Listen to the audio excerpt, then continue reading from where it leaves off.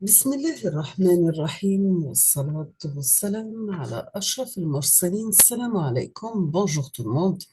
Aujourd'hui, on va voir ensemble la partie numéro 2, toujours le chapitre numéro 4, l'architecture des ordinateurs, chapitre 4 pour les processeurs.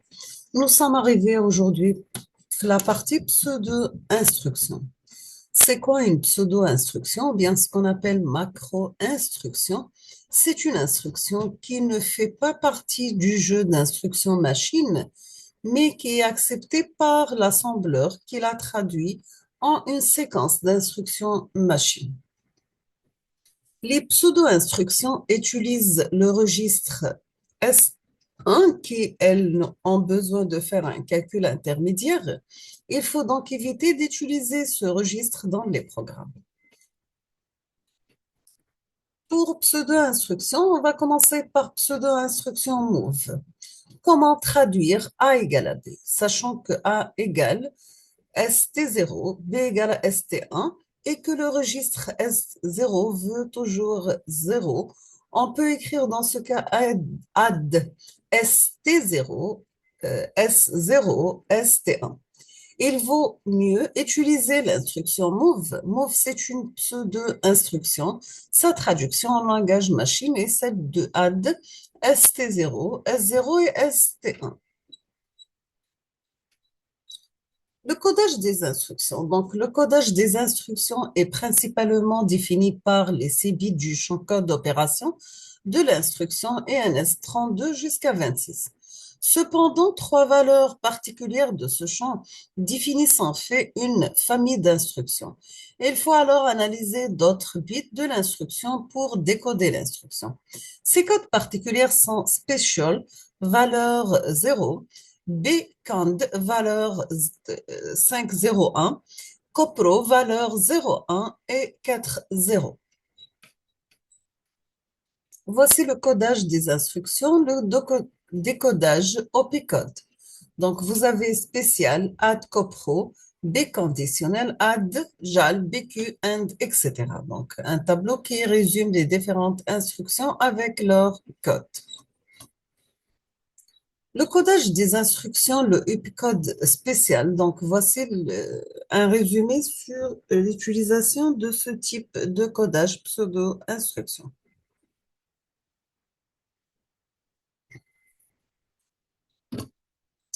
Toujours pour le codage des instructions, le texte segment, donc vous avez le PKP, BKPT avec une adresse 0, X 004 et le reste des zéros avec un code suivant.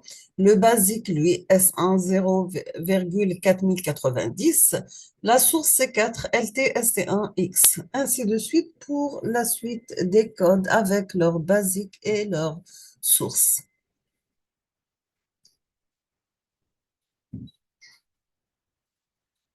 Donc, voici un autre type de texte segment avec des adresses, avec leur code et leur basique et leur source. Je vous laisse le temps pour faire capture d'écran si vous êtes intéressé par les détails.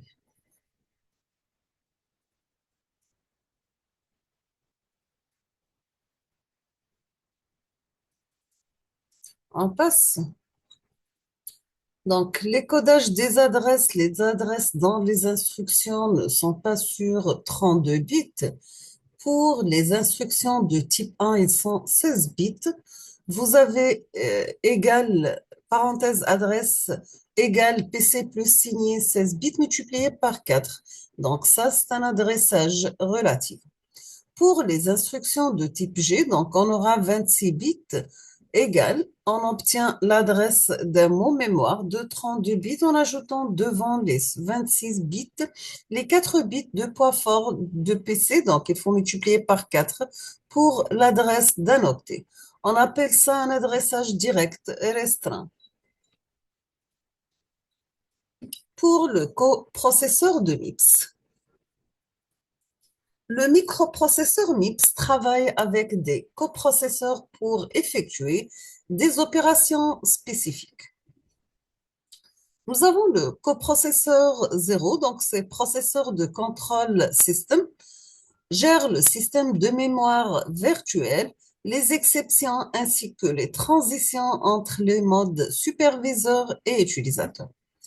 Le coprocesseur FPU, donc Floating Point Unit, est chargé d'effectuer les opérations arithmétiques à virgule flottante.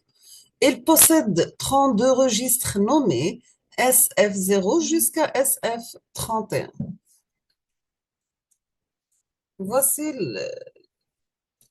la présentation d'un coprocesseur de MIPS. Donc, vous avez la mémoire CPU avec des registres reliés avec des unités arithmétiques et multiplication divisée avec un coprocesseur FPU et des registres allant de 0 jusqu'à 31 reliés avec unité arithmétique. Bien sûr, avec la présence d'un coprocesseur 0, Traps and Memory, avec les registres BAD, VAD, adresse, statut, cause et EPC. Maintenant, on va parler de l'organisation de la mémoire en MIPS R3000. Pour les mémoires et programmes, quand on demande l'exécution d'un programme, celui-ci est chargé par le système d'exploitation à partir du disque dur, dans une zone de la mémoire principale RAM, et chaque instruction est stockée dans une position mémoire. L'adresse ou bien le numéro de la case mémoire de début est transféré au processeur placé dans le PC pour qu'il commence l'exécution au bon endroit, pardon. Maintenant, on va parler de la segmentation mémoire du MIPS R3000. Dans l'architecture MIPS R3000, la mémoire est divisée en deux segments. Premièrement, vous avez le segment utilisateur et le segment noyau, mode superviseur. Quand le processeur est au mode superviseur, les deux segments sont accessibles. Quand le processeur est en mode utilisateur, seul le segment utilisateur est accessible. Le processeur part en exception, c'est une instruction essayer d'accéder à la mémoire avec une adresse correspondant au segment système alors que le processeur est en mode utilisateur. La segmentation de mémoire du MIPS R3000, un programme utilisateur utilise généralement trois sous-segments appelés sections dans le segment utilisateur. On va commencer par section texte, donc contient le code exécutable en mode utilisateur. La section data contient des données globales manipulées par le programme utilisateur. Et la section state contient la pile d'exécution du programme utilisateur. Les trois sections sont également définies dans le segment noyau. La section K-texte contient le code exécutable en mode superviseur. La section K-data contient les données globales manipulées par le système en mode superviseur et la section K-stake contient la pile d'exécution du noyau. Voici la représentation de la segmentation mémoire du MIPS R3000 avec un segment noyau de segment et segment utilisateur. Donc, réservé, K-stake, K-data et K-text, réservé, stake, data et texte et réservé. Pour l'adressage mémoire, la mémoire est vue comme un tableau d'octet qui contient aussi bien les données que les instructions. L'unité d'adressage, c'est l'octet, pardon. Les instructions sont codées sur 32 bits. Pour enregistrer une instruction, 4 octets sont nécessaires et la représentation d'un mot sur 32 bits en mémoire est comme suit. Donc, vous avez les poids forts 31 jusqu'à 24 et le poids faible de 0 jusqu'à 7. On termine avec l'adressage mémoire. Si vous avez par exemple num1, donc c'est Word 42, num2 Word 5 millions.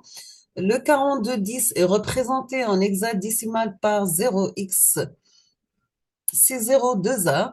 5 millions 10 est représenté en hexadécimal par 0x204, c'est 4B40.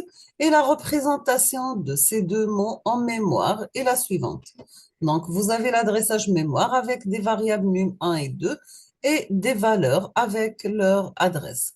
La valeur, par exemple, 00 avec l'adresse 0, 1 0 1 0 B, ainsi de suite. 4C, 4B, 40, 00, 02, 00 et 2A. Nous sommes arrivés à la fin de ce chapitre, donc je vous remercie infiniment pour votre attention. Comme toujours, n'hésitez pas si vous avez des questions et à la prochaine vidéo, Inch'Allah.